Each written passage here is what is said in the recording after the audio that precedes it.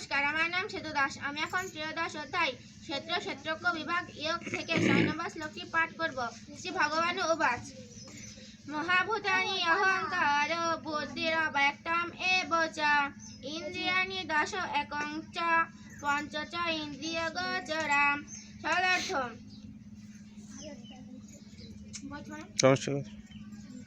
মূল প্রকৃতি, সমষ্টিগত বুদ্ধি, সমষ্টি অহংকার, পঞ্চ মহাভূত, 10 ইন্দ্রিয় ও মন এবং পঞ্চেন্দ্রিয়ের 5টি বিষয় ক্ষেত্র হিসেবে পরিচিত।